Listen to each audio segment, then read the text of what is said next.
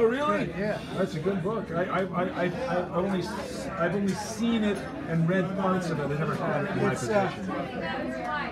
It's really excellent. I read lots of books by poets about poetry, so this is the one I really. Yeah. All right. All right.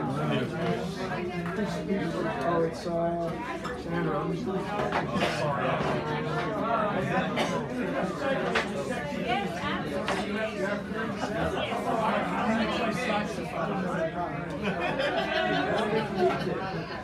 Yeah, look at on your management. Oh, how's the wine?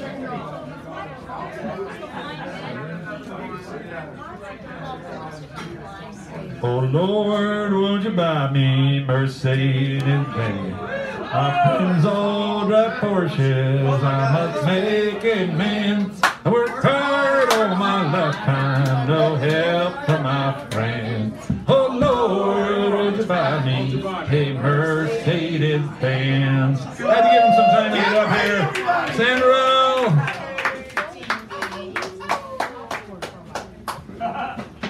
Oh yeah, let's arrange the. I got it. Thank you, It's time to be deranged. Home, I'm deranged. Time to be deranged. Yes. All right. All right. Kick it off there, buddy. All right, just remember this. Just because you steal something doesn't mean you own it.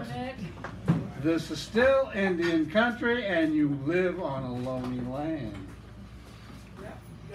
Just saying. Just saying. All right. Real or virtual? Are you ever quiet with your thoughts? Or are you afraid? Plug in, have nothing to say to real world. Better escape to virtual. Never suckled, trained to talk in real worlds. If there are real worlds, not illusions, delusions. Is this a dream we imagined? Where we verbally masturbate each other in the land of sexual repression, regression? Where language becomes meaningless?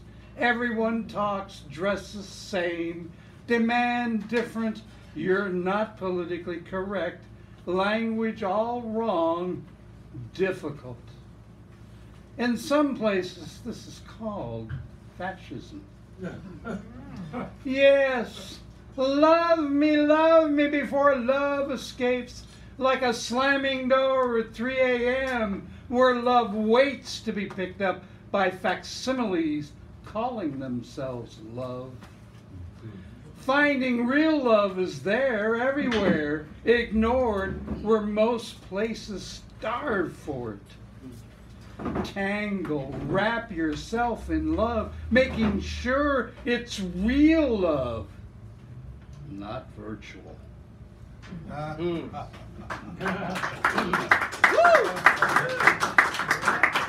Hang up that sofa. In some cases, don't.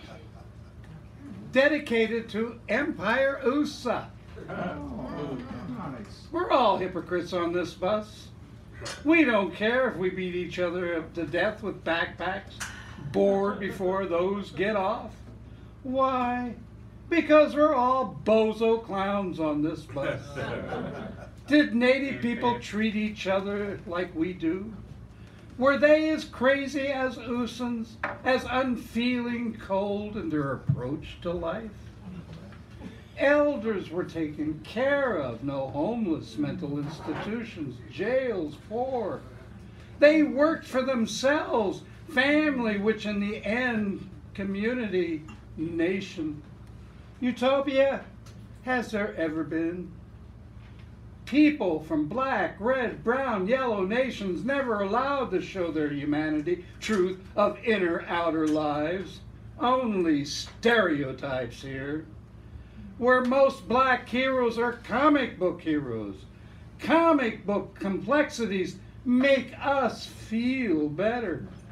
Meanwhile, real hero stories sit waiting to be made. As some producers say, I like the script, but does it have to be about red, brown, black, yellow people? It sells better if it's about beautiful, lush, white, wholesome, while being sexy, sexy, sexy. Tie them up, make them bleed, scream, show a little TNA. Let's see men's genitals. It's a new day, they say. All this makes Hollywood money when you don't have to tell the public any truth.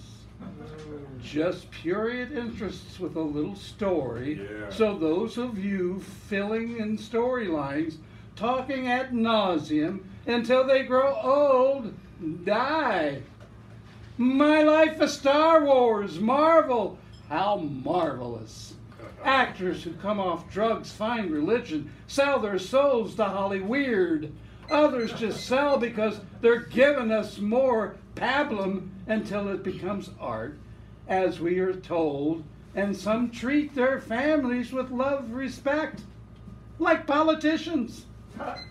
You're the product, don't fuck it up. The cockroaches will flee you. Got to sell product, pablum, order of the day. Forget art. This is new art. Art befitting the decline of empires. And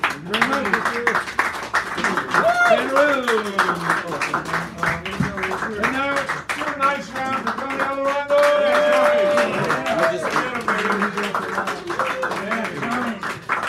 And then David is after.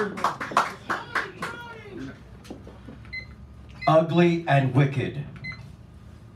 At a protest downtown, things got ugly real quick. I rebelled with a raised fist, mean face looking wicked. Some banged on the drum, some marched to the beat. Others shout how they gotta shout to let it all out. Others sing how they gotta sing to make justice ring. We shall overcome this ugly thing. And then the cops came and gave us the blame. But we, the protesters, pointed to them in shame. The shit got real. This ain't no game. They tear gassed us, my eyes burned and it stank. Then I grabbed a wooden picket and shaved it down to a shank. I feared for my life. What else could I think? Things got ugly quick, real quick and real fast. I'm a single dad with 2 kids at home and I just got tear gassed. Was it all worth it? For the cause, you're damn right. But I remember saying to myself, I just want to make it home tonight. So please, be aware. And be careful out there. Watch out for their tear gas, their guns, and that stick. Because when you protest downtown, things get ugly real quick.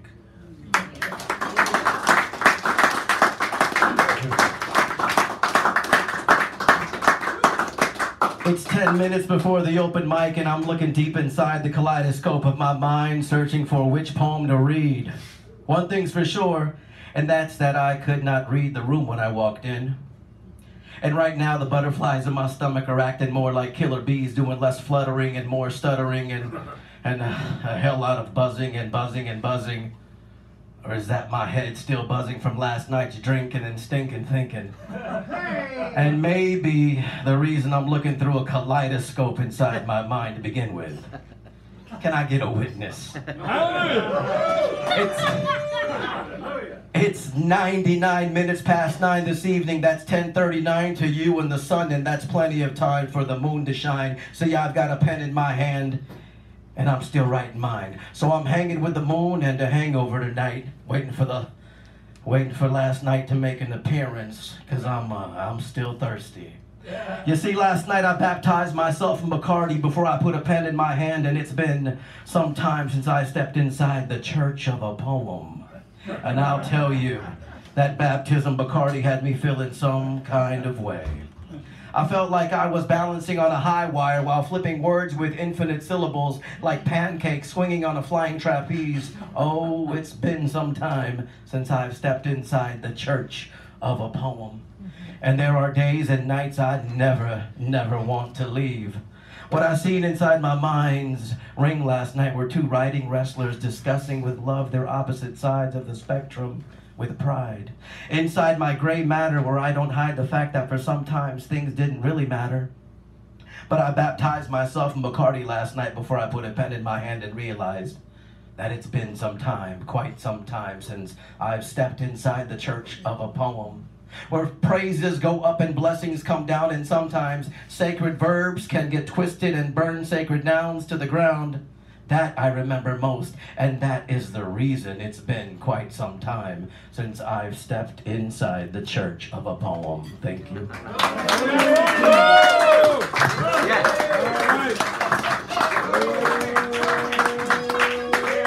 David Zeltzer and then Randy.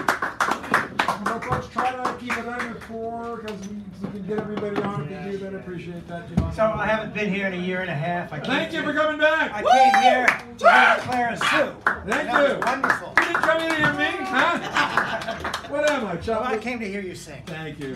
And I got copies of my book, Real Time Babies, if you want to buy them. See him about that. Babies in my radio.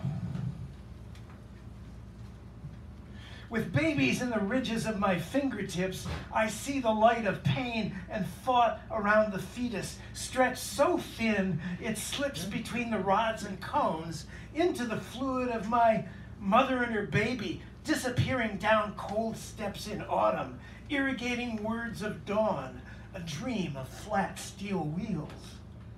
I think it was this dream I stepped back from when machines saw her in my eyes, each lens fashioned out of torment by the bees. The babies in my radio. This stinging rain. I can't see a goddamn thing this evening in my goggles. Thank you.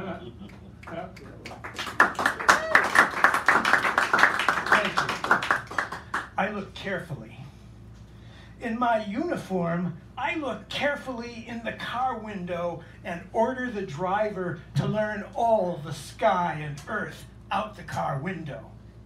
Where senators flying out the car window violate butterflies, charging weary voters suck from the radio a flowering universe that knows the old stories miles and miles before time bled from our wrists, until, empty and eaten by the adoring goddess, we die like mama in us. Yeah.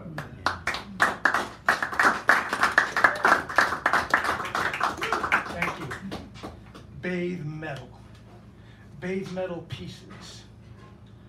Bathe metal pieces. His sun tree was none of us last night. None of us congeal your hydrothermal light coming from a dream and a bottle. Gravestone memories remember my song, displaying flora descended from death.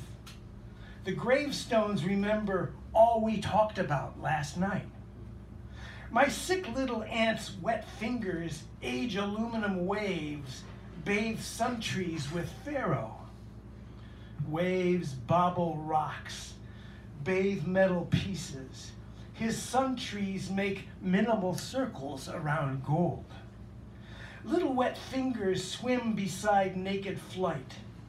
Beside naked beauty, I went looking for aluminum words in space where none of us congeal your hydrothermal smile. And the last, thank you. The last one, there's a box. On the floor, there's a box I'm supposed to die in. Howling like a dog at airplanes overhead, softly telling stories of grateful wives with no names, fondly hugging trees, forgetting howling dogs, slurping coffee. I turn the page and the startled clock grabs my ankles. With so few seconds, I have no time to cry for all the murdered children I mourned when I went to the moon, grieving our ancestors. There's a century somewhere in this filthy music box, waiting for me like a slinky, which they say is a toy that always breaks, releasing armored cars, weeds, lovely horses, and Italian dictators hanging from lampposts. This evening, I name all the robot cars glued to black and white newsreels that sing our frightened song around the wounded asteroid that takes off at once when the traffic light blinks.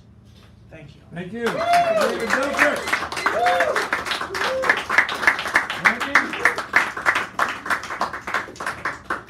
There she is. I wondered where you were. I was looking at that. After Wendy is Mose. And Mose, you're after Wendy, and Wendy. Wendy Mose. Wendy, then Mose. Yeah.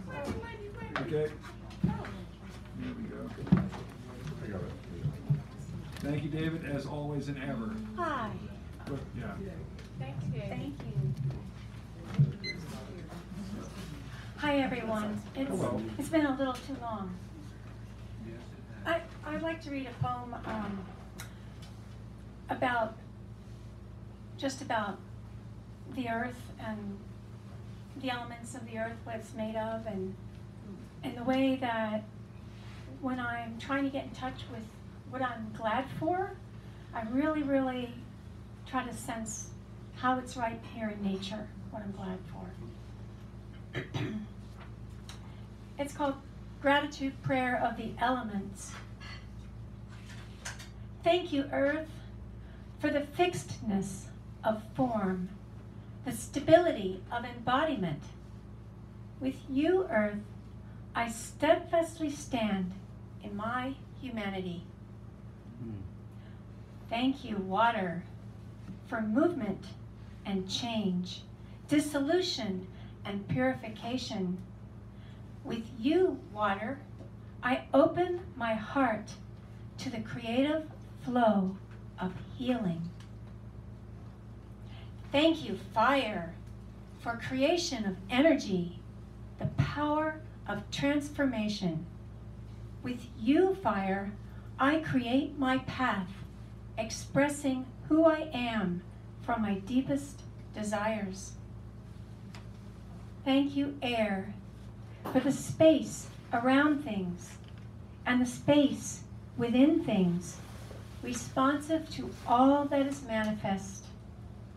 With you, Air, I notice the life behind all things and choose my way of harmony. Thank you, Ether, whatever you are, wherever you are, subtle organizer of substance, space separating all matter. Of all this, we are made. Of all this, we are made.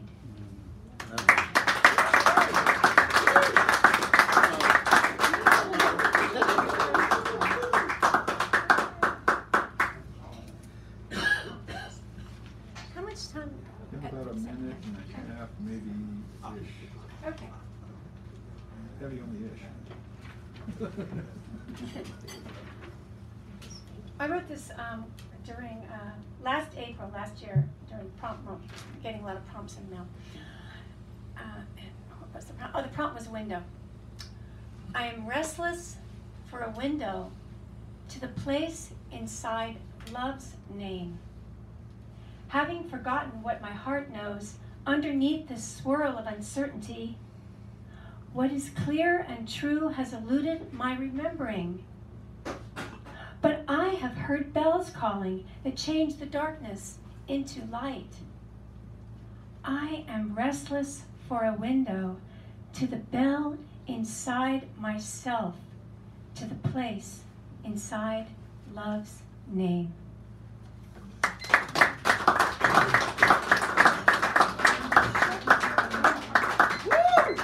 Thank you, Wendy. And Moles, come on up, Moles. Give them a round, and then after Moles, we got oh, we have our mini Richard May after Moles. All right. Good evening, everyone. Good evening. My name is Mose. If you want to know who I am, come ask me. And I will tell you, if you ask me, I will buy you a donut. Okay. My Republican friends, I have no Republican friends. That's a short poem. I want to keep it that way.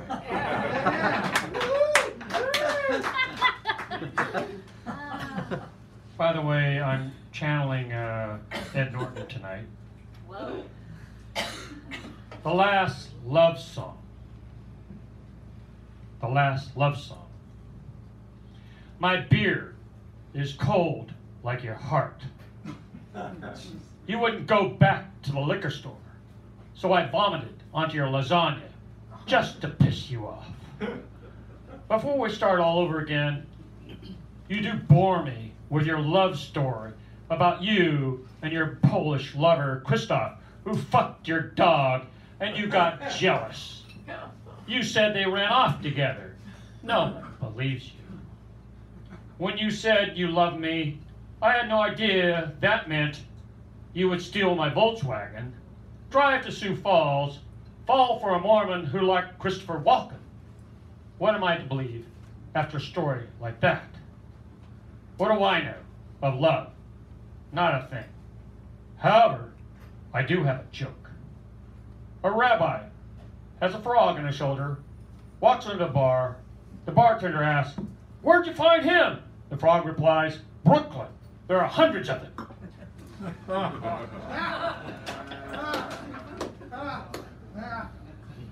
Blind America. Americans are blinded by the glitter of riches and gold.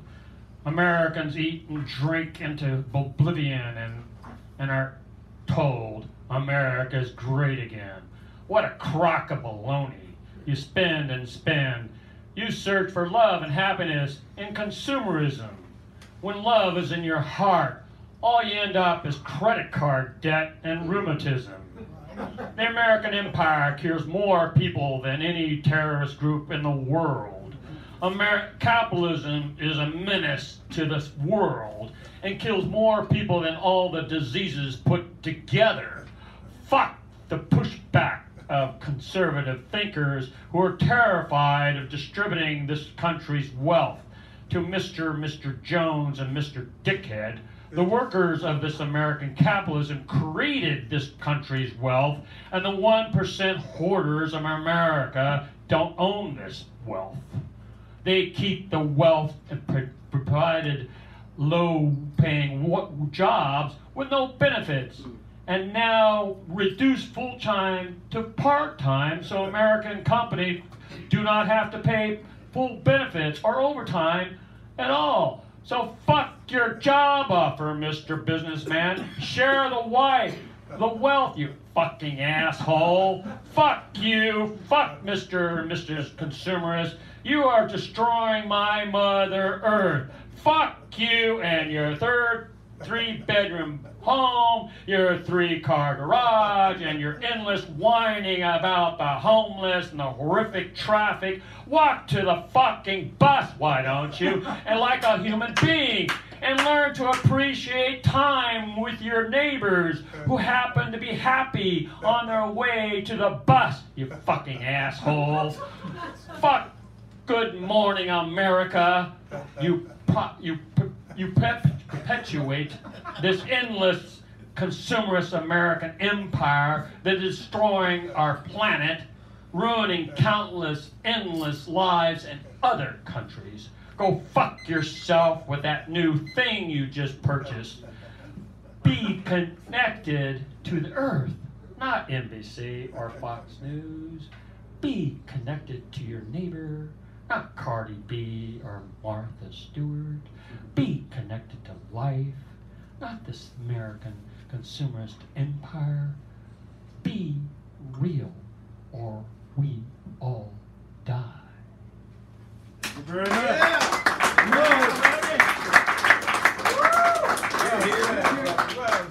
Richard May, our mini of the evening.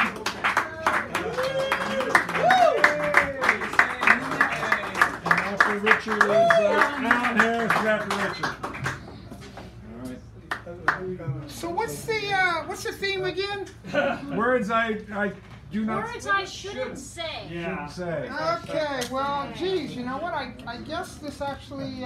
If you're good, it's always that every night, right? The words I don't want to say. Yeah. Thank you. We appreciate that. He remembers everything. Well, I got a feeling this actually qualifies. All right. Do you guys know who Martin McDonough is? No. He's the guy that wrote 3 Billboards in Hibbing. Okay, well, anyway, In Bruges? if, yes, very good, yes. So, he wrote this piece, and if you guys are offended by it, you should blame him. Yeah. Okay, so once upon a time there was this little deaf boy.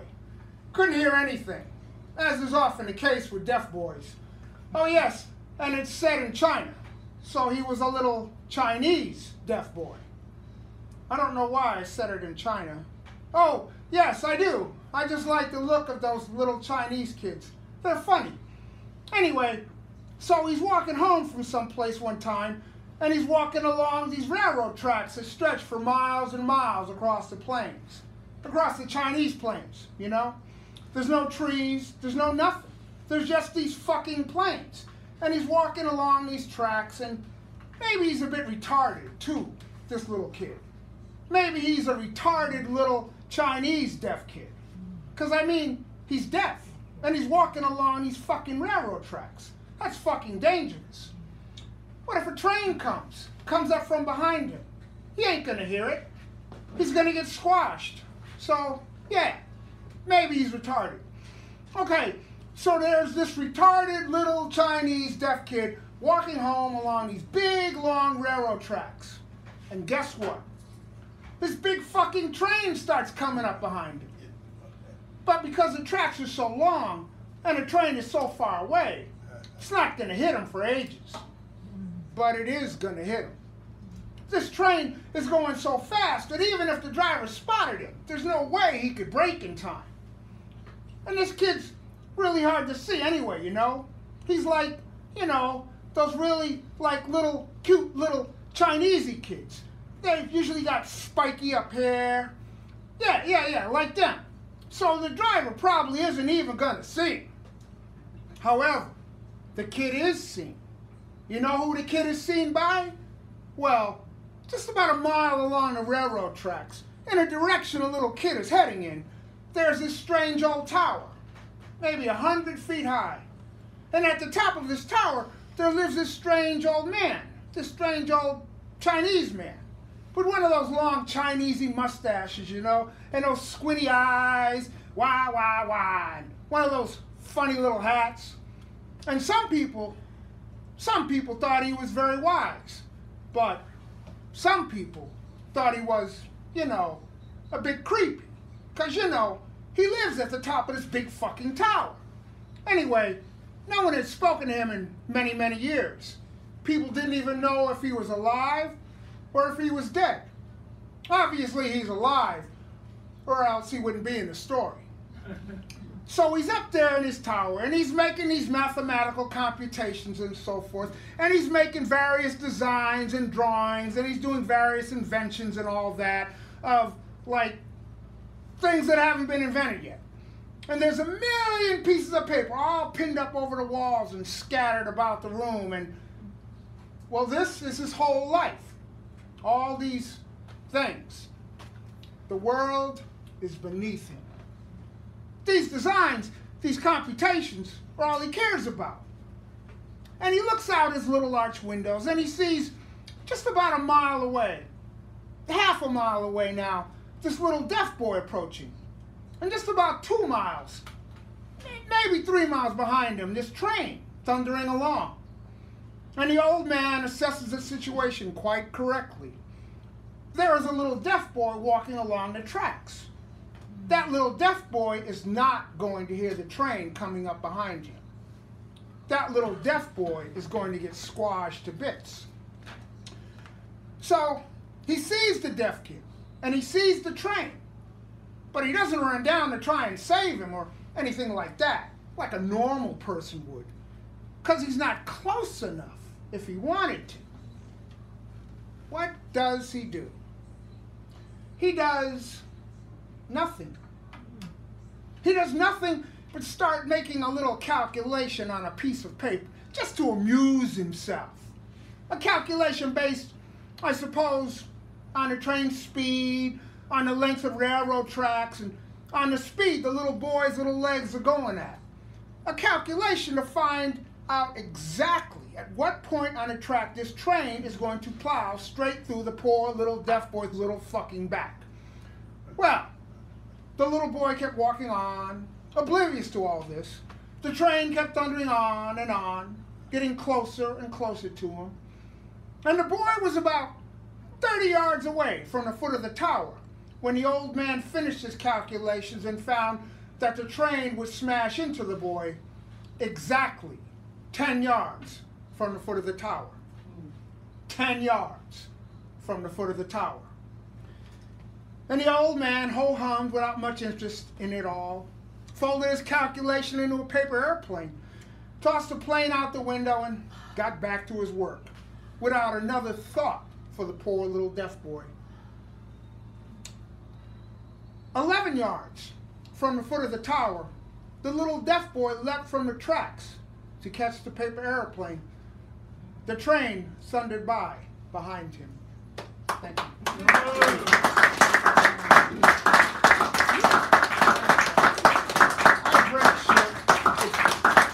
Good night. Helen Harris. It's that time already, Alan Harris. Jesus. Thank you. I just love the actor so much. Then Beth and I just love what Rob. you do. I love you that you bring theater into these open mics and your choice of material and I'm serious. Why are you laughing? I ain't kidding.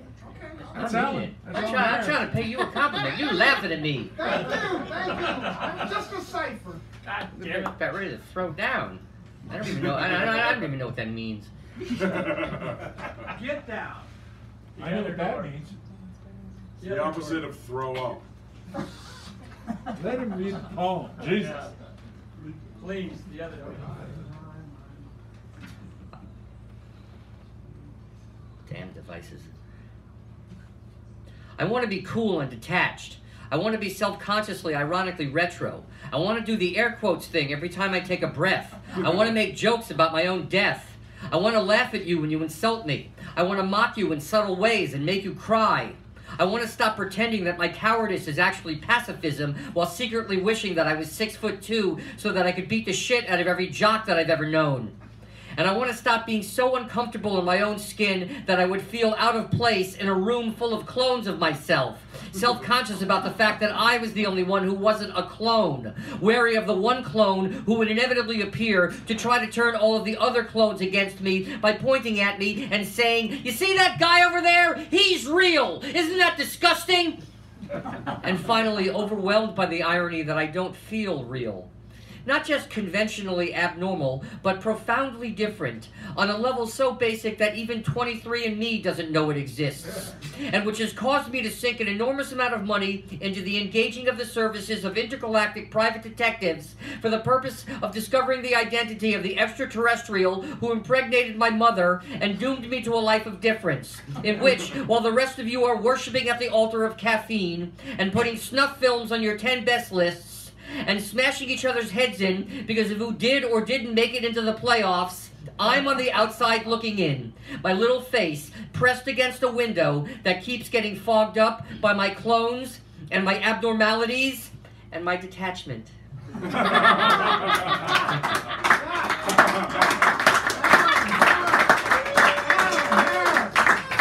I like your laugh. We'll probably hear a lot of it. Oh, that was great. The other door. Not that door. I have other pieces, you know. Really? Here we go. You're famous. I've read all these before. I haven't written anything new in a while, so I apologize for the repetition. Just read it. Pretty good. Just read it. Shut up. Make us suffer. Come on. I'm afraid that you're going to discover that I've never eaten a salad, and that I've never filed a tax return, and that I once owned a Dan Fogelberg album, and that it took me 25 years to read Atlas Shrugged, and that I went to my senior prom with a hooker who charged me double, and that my ass was once kicked by an Olsen twin, although I'm not sure which one. I think it might have been Ashley. And that I once tried to mass produce a bumper sticker that said, "Suck my Cheney." And that when I do a juice fast, I count vodka as juice. And that I'm not bright enough to know the difference between stupid and ignorant. And that since my apartment is smaller than the trunk of my car, I sometimes sleep in the trunk of my car. And that all white people look alike to me. And that my favorite Marx brother was Margaret Dumont. And that Christopher Marlowe wrote all of my plays. And that in a real-life Lord of the Flies situation, I would have been Piggy. But mostly, I'm afraid that you're going to discover that I don't know what I'm doing. Oh, that. And, do I have any time left? Yeah. No? That's it? It's over? Yeah.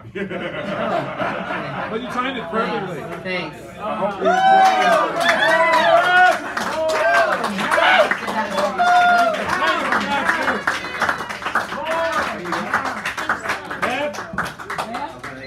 Oh, she's the laughing person. Yeah.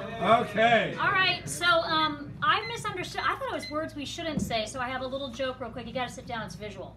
Hurry up. I got this.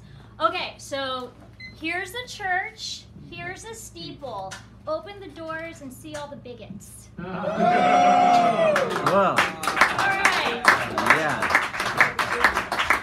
So I thought it was words I shouldn't say. So this is the first one, and then the next one's different. Anyway.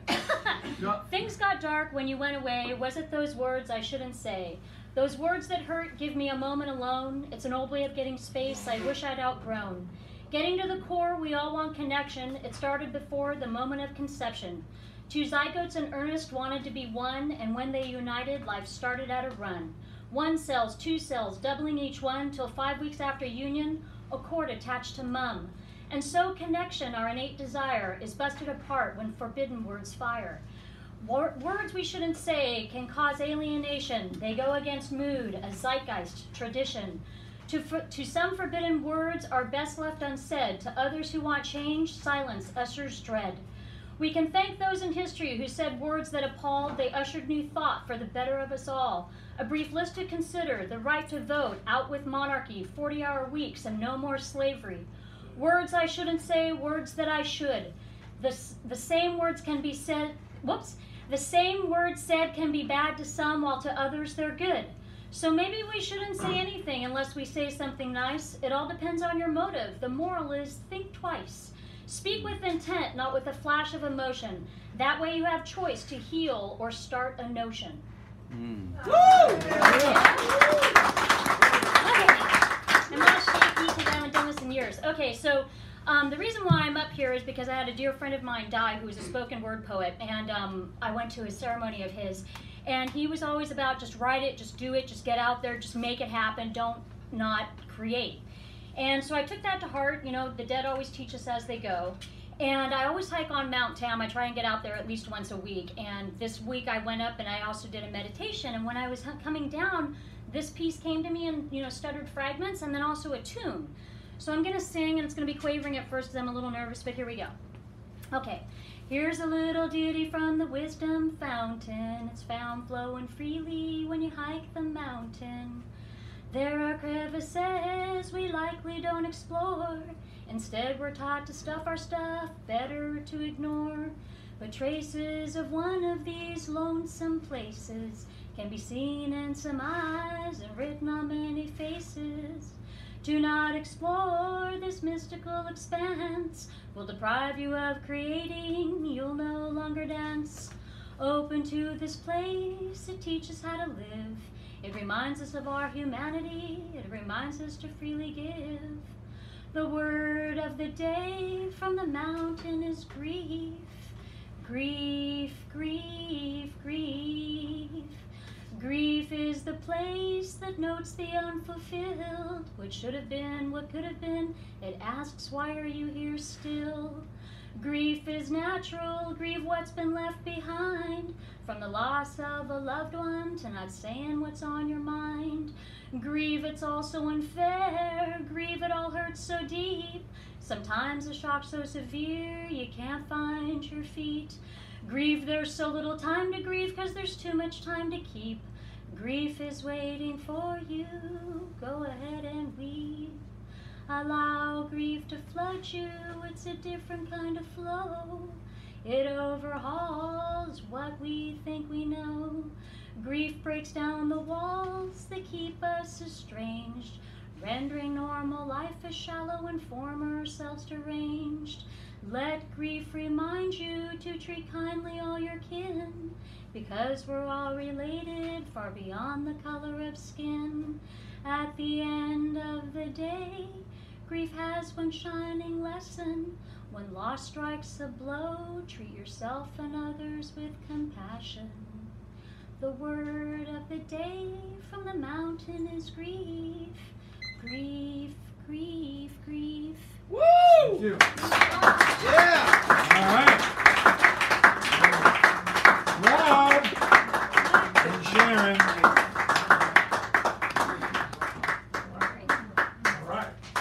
And he's coming back because the keynote always comes back to do their own material, just so people are not surprised by the fact, how come he gets to judge it earlier, what? Thank you to Brandon's not here. Are you here, Brandon? No. No, Brandon. He gave us the most challenging theme that I have ever dealt with, and I don't think I lived up to it in several of these pieces. But here we go. This is called Blink. I looked out my window, mama, papa, baby passing by. A sunny stroller afternoon, their canine slave's sniffer held high. Then for a moment I could see, really truly see, a leash around Papa's neck too. Hallucinatory story or true? I know true. Avoid dance. People avoid me. Tragic but true. People avoid me. How about you? The tragedy they fail to see. How much better they'd be with me. Legendary lovers go unlaid. Selfless souls get the blade. Genius gurus, no attention paid. That is how the game is played. Pink balls. Being pink with balls is a curiosity as we dwindle into minority, exiting the edifice of arrogance, that privileged palace of putrescence, awakening to morning's fresh light, determined to make all wrongs right, knowing my life must now be one of eternal apology, knowing there's no one I'm ever likely to see unbrutalized by someone who looked just like me. And finally, bone. My hormones want to fill you with eternal bone. My heart wants to fill you with the purest peace you've known. My head might be happy if I left you all alone. My head is squirrely, don't trust that selfish rotter. My hormones dream of the world's giggliest daughter. My heart would rather die than know your eyes water. Thank you. And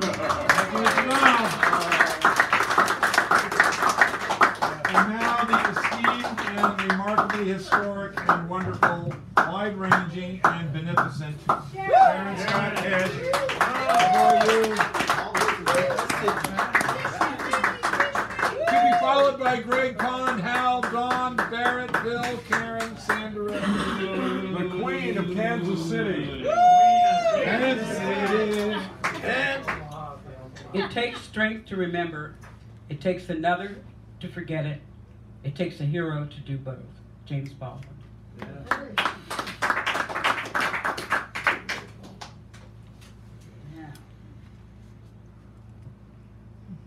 we are positively unique people, breathtaking people.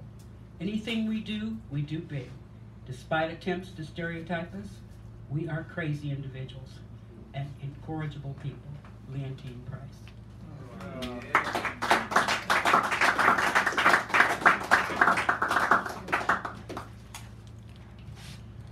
And I stuck with Thanksgiving, okay? Speak up, please. I stopped with Thanksgiving, okay? No, yes, yes, yes. Okay, stop it already. What a mess is this title. Earlene Witherspoon and her husband Jake always gave the family Thanksgiving feast. She pulled out all the stops, weeks of polishing silver, china, not to mention cleaning the house from top to bottom, washing windows, curtains, waxing floors, shopping endlessly for groceries, inspecting the pantry several times to make sure all supplies were on hand. She started days in advance, baking. This year would be different. Her arthritis has been bothering her. And to top it off, Jake's knees were bothering him too. So out came his trusty cane with the carved elk's head for support. So her sister Eveline and her husband Horace were put in charge.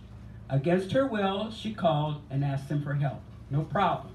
As the days went by, she was constantly on the phone, giving orders, reminders. Eveline was much younger and in a tizzy. She'd been cooking many dinners, but her sister was on her damn back. Horace stood by shaking his head. He knew this was chaos from the start. And he was right. Who to invite? Family, friends, neighbors. Better get the leaves out, extra leaves out for the table, and set the card table up in the kitchen for the children. Clean the house so it passes her inspection. As time approached, she became more and more nervous. Horace wasn't much help. He stood by, shaking his saying, "This is going to be a damn mess." So there you go. Earlier, she wanted to come by several times. Don't do it. I'm fine. Everything's okay. Cooking, cleaning, frenzy, ordering food, and making sure that everything would meet her sister's inspection. Not to mention their mother, Hazel, and her father, Earl's expectations.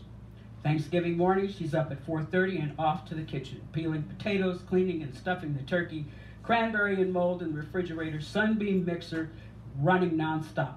By mid-morning, the phone is ringing off the hook. Happy Thanksgiving calls. People asking what they can bring.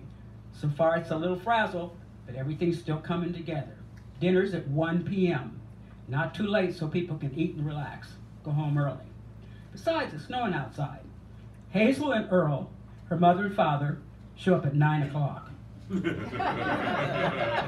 They want to help. Well, Earl is 95 and Hazel is 93. Both not too steady on the feet, to mention Hazel's eyeglasses are as thick as Coke bottles, and Earl can't hear thunder when it claps. But they want to help. She puts her mother to work making pie crust. That's easy. Now, Mom, remember there are 5 pies. I'll make the 2 cakes. 11 o'clock, Earlene and Jake show up. Earlene has her own apron with several pots and pans and her house slippers and some well-worn stapled and stained recipes. The men look at each other, shake their head, and proceed to the living room. Doorbell rings. Mrs. Albright stops by on her way, of course, to drop off a mince pie. Now she's in the kitchen giving instructions on the candied yams. No, not enough nutmeg. Oh, too much sugar. Not enough cinnamon. 11:30, Cousin Constance and her 5 children arrive. Baby has colic, never stops crying. Kids, not too much candy now. Seems little Francis has a handful of ribbon candy. Not all of it though, because some of it's stuck on the cat. No. This is not working. The cat has a piece stuck on its whiskers. Why are these people here so early? Well, let's just keep on going. Mrs. Baker has just arrived with her usual dish of overcooked cabbage. Smells awful. More relatives keep arriving. Pie is out of the oven, cake cool to ice, hand spatula to mother. Oops, on the floor. Don't worry, got another in the drawer. Turkey is looking beautiful, but Earlene is not to her liking. Men decide to enter the kitchen. Party needs eggnog. Okay, you go make it. So they decide to go to the screened-in porch to make it. Eggs, cream, ooh, nutmeg. Needs a little spike. Off to the den goes Horace. That's it, needs a little spike. Yeah, in fact, add some more. Okay, got a nice cake. Everybody moving, everything's moving right along. Past the Ritz crackers and the pimento cheese. Relish tray out, Ritz crackers. Where are the olives? I know I put them out. Well, it seems that the kids are putting olives on their fingers. They like to eat them that way. As fast as she can put them out, the kids are eating them. Uh-oh, seems like little Sheila's getting sick. Yeah, she's getting sick all right, right on the Persian carpet. Okay, who put the eggnog in the cat's bowl? And the music is getting louder and louder. Up the old people are up dancing. Gotta make another bowl of eggnog. Little June is whirling around the living room. Stop her, she's gonna get sick, just like her sister. Not soon enough, she's sick. Okay, time to say grace, eat. Earl is asked to say grace. The children start to roll their eyes, poke each other, and giggle. Then they're given a stern look. Stop snickering. Earl has the hiccups, and they won't stop. Now his glasses are sliding off. Okay, let's eat. Food passed around. Would someone hold that baby and put it in the bedroom? Earl and grins. This is a mess. Happens, never would happen at my house. Someone smells smoke. They really smell smoke. Oh Lord, the rolls are still burning in the oven. I forgot. Lots of fanning of tea towels. Time for desserts. Cut the pie. Mother, what happened to the crust? Do you like it? I put a little extra sugar in and sprinkled sugar on the top. Mother, it's salt. Oh well, I will do better at Christmas. As Erling leaves, she takes her hands, puts it on Jake's back, slams down 2 cups of eggnog and 2 cups of gin, and says, "What a mess. And by the way, happy Thanksgiving, sister."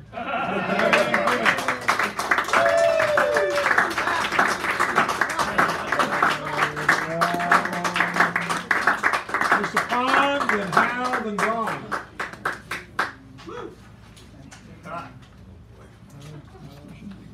This is Greg Pond, sometimes called the voice.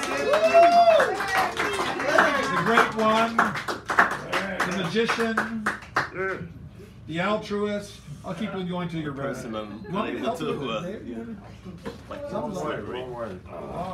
Righty tighty, lefty loosey. Yeah. Oh, I used to remember. I still do. I had a woman tell me once, I wish I'd known that when I was younger, you would save me years. There you go. Okay, in the interest of time, very short one. Humpty Trumpty sat on a wall. Humpty Trumpty had a great fall. All the progressive women and all the progressive men turned up the heat and made scrambled eggs.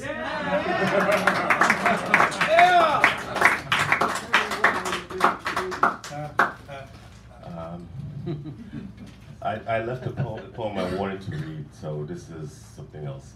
Punch Drunk Poet. Here. Sometimes on empty, when I'm wordless and verbally drained, I throw wild word. Let's start this again. Sometimes on empty, when I'm wordless and verbally drained, I throw wild letters in the dark at a blank page in anticipation, but they either keep missing their mark or I'm losing my aim.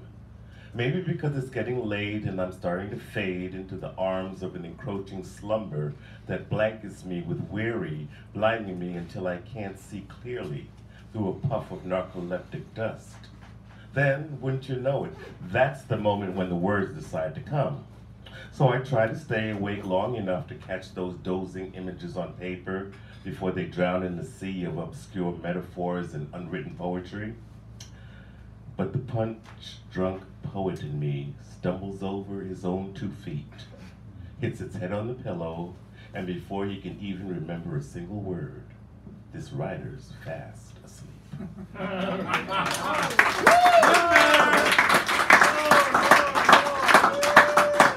Thank you. Now, Robbins of fame, note, merit, and scholarship. Yes.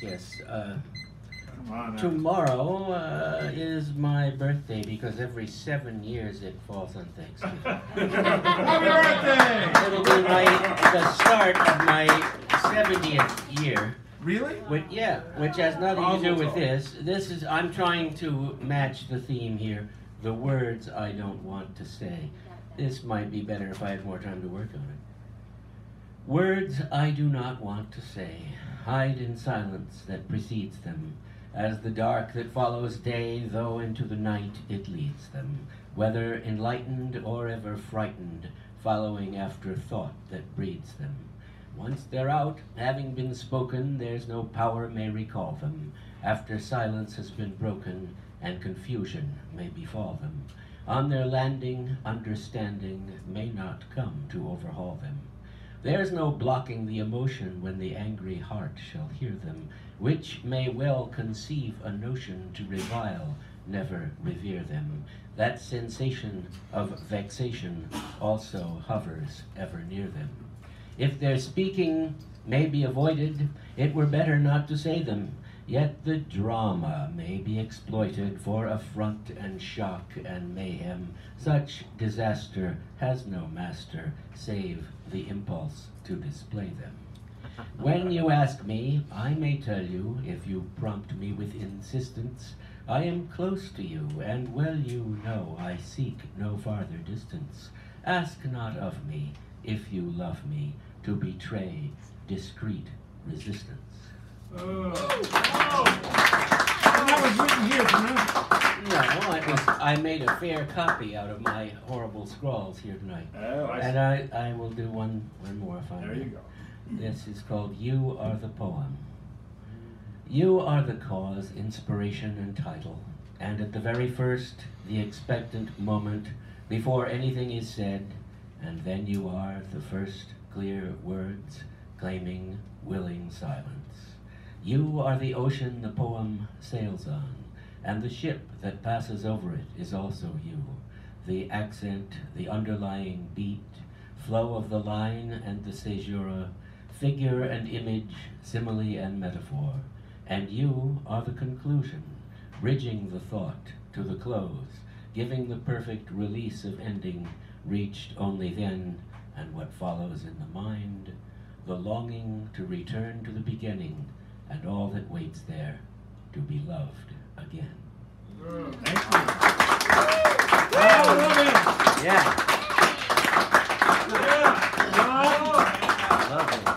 Don Collier. All right. And then after Don is Barrett? Garrett. Oh, Garrett. Jeez. G is a B. Okay, my mind is just flying like crazy. My stories are always on the slave trade. This is 2 characters. I have 6 characters. This is introduction for 2. This is the introduction for 2 of my characters. I spewed a hot, stinking stream of vomit. It came out so fast and hard that most of it sprayed the bunch of bound men in front of me. There was no protest from any of them. So thoroughly terrorized they were. Another humiliation added to days of humiliation. Fighting over a daily meal of yams, lapping up water out of cups, buckets, and the ground. Stripped naked, there was no shame to emptying bladder vows where we stood, sat curled up, and cried in this human waste, just like animals, no better than goats. Mumbling an apology anyway, not knowing if any understood me, a head turned slightly around just several arm lengths away. No smile or frown, but eyes spoke to me, my brother. I realized then that the terror of capture sold to white men in exchange for firearms, copper and iron and whiskey will take time to calm these beating hearts. I was driven with the other collected from many sources along the way. We walked and we walked and walked, driven like cattle, prodded on with swift sticks. Following the river, the human herd traversed from the deep, pestilent interior to the coast. Herded into barracoons constructed of bamboo and mud, at the entrance stood a bullish white man, the overseer, holding in one hand a cat-o'-nine whip stained with blood and shredded flesh. He nervously tossed the whip from hand to hand, ready to use it anew, but this show was to add to the fright of the captives from different tribes, kingdoms, language groups, different shades of black peasants, and no nobility. Islam lived peacefully with,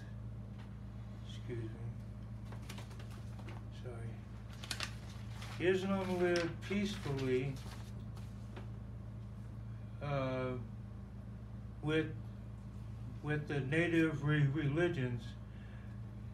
Islam had many converts here in the sub-Saharan Africa. I knew then that the struggle to come was to survive and make it back home. I nudged myself forward, inch by inch, rubbing past hot, sweaty bodies, nostrils pulling in the smells of panic. I reached a head that turned slightly, no smile or frown, but eyes spoke to me. I whispered, "I am afraid, my brother. Pray with me." I prayed. In the name of God, the infinitely compassionate and merciful, praise be to God, Lord of all the worlds, the compassionate, the merciful, the ruler of the day of reckoning. You alone do we worship, and you alone do we ask for help. Guide us on the straight path, the path of those who have received your grace, not the path of those who have brought down wrath or those who are wandering astray. Finishing the prayer, a sense of calm descended over both of us. I whispered, "My brother, may mercy and peace and blessings of Allah be upon you. My name is Ibrahim. I am Hamid. We are captives of the white cannibals?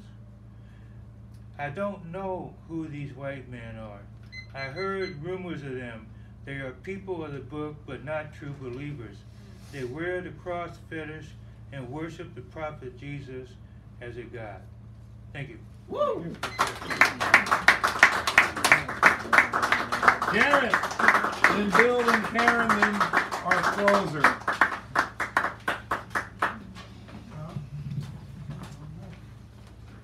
Is it Garrett? Garrett. He's coming.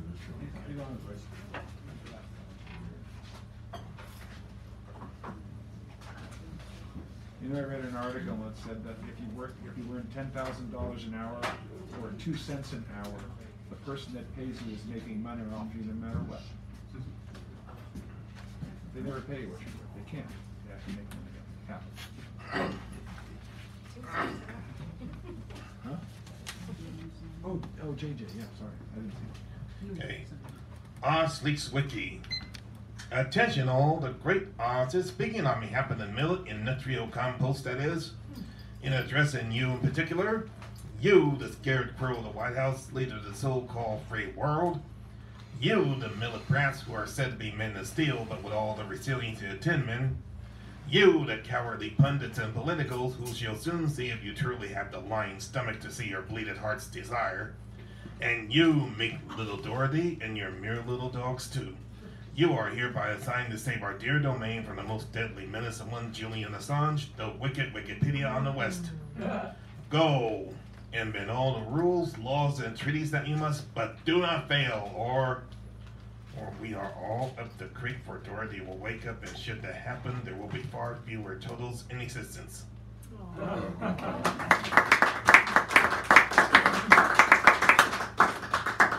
Trump cleans house, or so he pretends. It's been a bad time for the chump, it's been. Mexico refuses to pay for his wall. The blacks continue to protest their targeting by all. The seeds of impeachment are rapidly sprouting fruit. His rants against birthright citizenship are no more than hot air. He drags and complains that he needs entertaining. Then an idea comes to him through his fictional mind. Just withdraw support from a longtime ally. And he can watch Turkey engage in what he wishes to do. A variety of old-fashioned cleansing, like visual music to the Trump and his pals. Substitute occurs for the black, the Latino, the disabled, the gay, the Jew, the Muslim, the Arab, the Asian, the Buddhist, the transgender, the Indian, and so forth. The chump can indulge to his heart's pretense, while the putrid stench of that very idea is far stronger than that of dirt or dung. Thank you, Mr. Garrett. Always good. Sorry for that. Phil, then Karen, JJ, and Sandra. We got about 10 minutes or so, we should be able to get everybody. There we go. I only have 1 point. So Bill, I know you're always like that. You're good. Except I gotta climb the ladder here. Climb the ladder. There we go.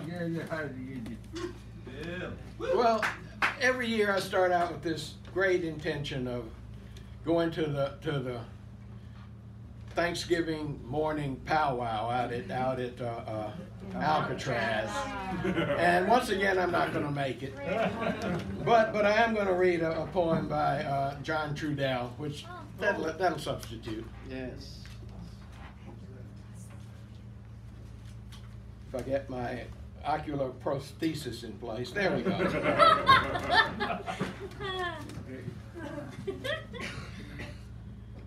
John Trudell. So, crazy horse, we hear what you say. One earth, one mother. One does not sell the earth the people walk upon. We are the land. How do we sell our mother? How do we sell the stars? How do we sell the air? Crazy horse, we hear what you say. Too many people standing their ground, standing the wrong ground. Predator's face prepossesses a race, possession, a war that doesn't end. Children of God feed on children of earth. These days, the people don't care for people. These days are the hardest. Material field, material harvest. Decorations on chains that bind. Mirror smoke. The people lose their mind. Crazy horse, we hear what you say. One earth, one mother. One does not sell the earth the people walk upon. We are the land. Today is now and then. Dream smokes touch the clouds. On a day when death didn't die, real world time, trick shadows lie. Red, white, perfection, deception. Predator tried civilizing us, but the tribe will not go without return. Genetic light from the other side, a song from the heart, a heart to give, the wild days, the glory days. Live. Crazy horse, we hear what you say. One earth, one mother. One does not sell the earth the people walk upon. We are the land. How do we sell our mother? How do we sell the stars? How do we sell the air? Crazy horse, we hear what you say. Crazy horse, we hear what you say. We are the 7th generation. We are the 7th generation. Put the name of the poem on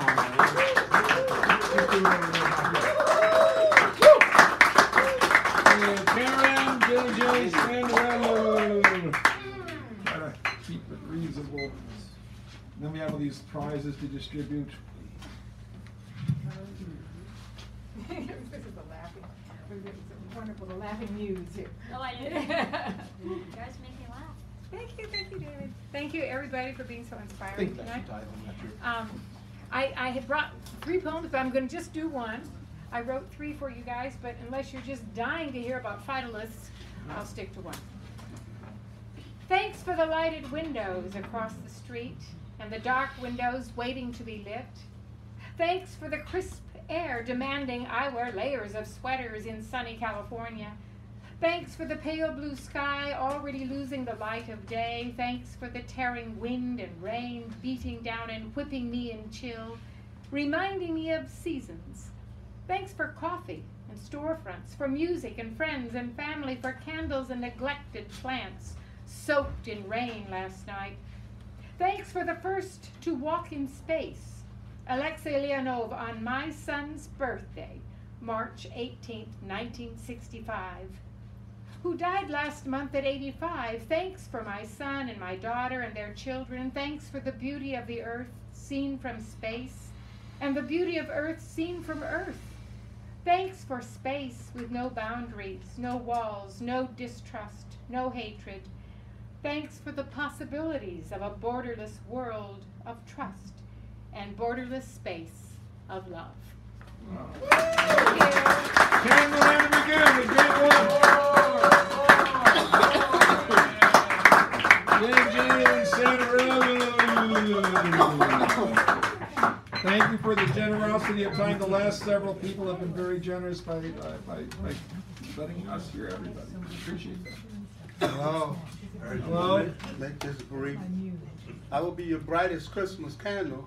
Kwanzaa stories I will tell and sing you. Jingles. Love will come back to me. The Sleepy Creek affair.